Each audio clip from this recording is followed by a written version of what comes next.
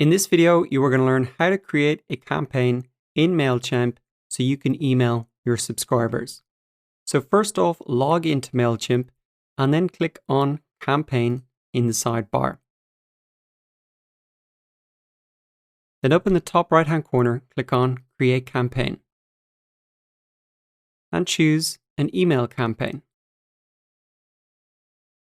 Now we want to give the campaign a name, so I suggest you type in here the subject line that you intend to use. And then click Begin. Next, you want to choose who you're sending this email to. So right now you can see that I am sending this to all of my subscribed contacts, but you can edit these recipients if you want here. Next, you want to say who this campaign is sending from. So right now you can see that by default it is sending from my name and also the account that I used to sign up to Mailchimp. So this is what's going to appear in people's inboxes when they get this email from you. Now what I suggest you do here is, instead of using maybe your Gmail that you use to sign up to Mailchimp with, that in here you input your domain email.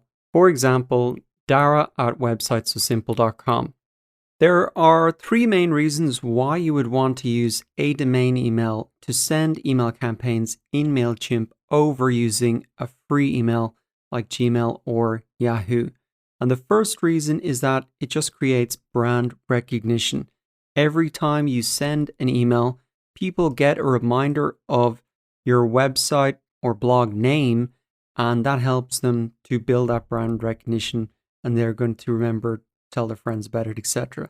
Second reason to send and use this domain email to send campaigns is it just looks a lot more professional than using your free email.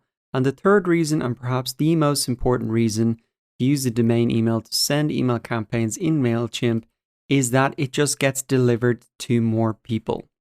Here's an article from Mailchimp that really shows the limitation of using free email addresses like Yahoo, AOL, or Gmail to send as your from email address. And the main reason here is that these email providers have policies in place that are designed to prevent email scams, but can really stop delivery or cause delivery issues for legitimate marketers. So what that means is that if you have your Gmail in here and you're sending it from this address as the from address, then it's going to trigger these spam controls, and not as many people are going to see your emails because they're going to go straight to the spam box. So that is why I would recommend you use a domain email. And if you haven't set one up, I'll link to a video in the resources section showing you how to set one up in 5 minutes, and then you can input your domain email here. Finally, just note that the email you put into this from address is also the email that people can reply to when they receive the email. So keep an eye out for those emails in this inbox when you send this email campaign out. Now, one thing is that if I go to click to save this here, you will see that this address must be verified before you can send it from your domain email. So I'm going to go ahead and verify this now. So I'm going to go ahead now and click Verify Domain. And what I need to do is verify that I have access to this email address. So I'm going to send the verification to this address. Now open up that email. So I'm going to open this up. And here we can see the email from Mailchimp. And what I just need to do is go ahead and click the button to verify the email address. So now we can see that my domain is verified for sending.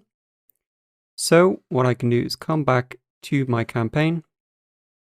Maybe refresh this now. And we can see that it's going to come from my name. And now it should work because I verified it. Yeah. So now we can move on to the third step, which is to write the subject line for this campaign, which in this case, I'm just going to put as the title as before. So you can see here that there are some suggestions in terms of how to write a good subject line. So think about that, because if people don't find your subject line intriguing, if they don't have a reason then to open the email, they're not going to open it, and all of your the blog post you may have written or the sale that you have on, you won't get any sales from it unless they open the email. So subject lines are hugely important. Next, put in your preview text, and this snippet will appear in the inbox after the subject line. And to give you an idea of what this looks like, we can see here is the subject line, 5 design trends to try this fall. Here is the preview text, which is generally just the first sentence of the email, freshen up your home for the season. So if you can combine those to really capture people's attention, that can be great. Once you've done your subject line and preview text, just click save. And now we have to design the content for your email. So click on design email. So next you can pick a template. Some of these templates, in fact most of them are free, but there are some ones that say upgrade to use. So just keep an eye out for those. As well as using these kind of themed templates to sell products, make announcements, etc. You can just take a basic layout here and adapt it. Or if you don't want any of these buttons and layouts, you can just simply send a simple text email. But for this example, let's select the column template, and I'll show you how easy it is to adapt this so you can really send a great looking email. So you can see that there are different boxes here, and you can delete these boxes if you want. And you can also then drag and drop boxes into the email builder, and then you can upload images so you can really make these look fantastic and eye-catching so that people, when they open them, they continue to read. To change the text as well, it's very simple. Just click on the text box, and then you can go ahead and type in headline that's going to be catching. And then you can easily edit this text as well in the same way. Now what I want to do is add in one more block. So I'm going to drag in a button block. Change this to be learn now. And then I'm going to put in this URL into the button to this example blog post that I've created, because I really want my subscribers to go and read this blog post to make sure that they have it. So once you've done that, you can click save and close. And what I would really recommend you always do is to preview the email that you're sending out and send a test email. This way you can really see what your email is going to look like to your subscribers when they receive it. This will allow you to improve it, to make it more eye-catching, and also to correct any spelling mistakes and check that the links are working. So just send it as a test email to yourself. So I'm going to click now send test email. And now what you want to do is go ahead and open your email inbox to see what it looks like. So here I can see my test email. I can see my name is Daragh. Maybe I'll change that to be Daragh, a website so simple, so it pops out more. I can see the subject line, which is how to send an email campaign with Mailchimp, build valuable. Hopefully that will spark enough curiosity, but maybe I can improve it. The email that they receive will not have this test here, so they'll probably see a little bit more of this preview text. I can go ahead and open the email and have a look at it as well. If I'd put in that image, it probably would be a lot more eye-catching. The text looks good. I'm going to check this link. It's an example link, but I can see that the button is working. If you're including these social media links, remember to update them. And I can also see the address and the unsubscribe button that the subscribers would see. So that all looks good. So I think a test email is just a fantastic way to see your email through your subscribers' eyes and go back and improve it if you want. So for example, click continue on this now.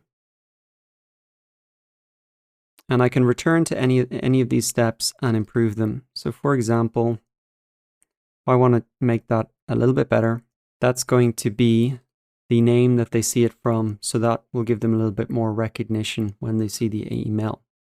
So I have put my to address in there, who I'm sending it to. They're going to see it coming from my domain email, which will make sure it lands in more email accounts and not go to the spam. I've worked on my subject line to make it people open it. And then my content, I've checked that it is working as well. So the only final step then that you need to do is go ahead and send this email out to all of your subscribers. You can send it immediately right now, or you can also schedule it. So personally, I like to schedule my emails just to try and pick a time that will hit as many people in my audience as possible. So I'm on Irish time. I usually send my emails at the start of the week, maybe Monday, Tuesday, around 5 p.m. That means that people in my audience in San Francisco will get it about 9 a.m. People in New York will get it about lunchtime. And say people in India and that side of the world will get it about 9 p.m. So I'm trying to pick a time and a day that will people be, not too overwhelmed end of the week stuff, but also at a time that people will open it as much as possible. So that's what I'd recommend for scheduling emails, and it's usually a good idea to put a little bit of thought into that. So that wraps up how to create an email campaign in Mailchimp. Don't forget, if you want to set up a domain email so that your emails reach more people, just check for the link in the resources section. Thank you for watching, and I'll see you in the next video.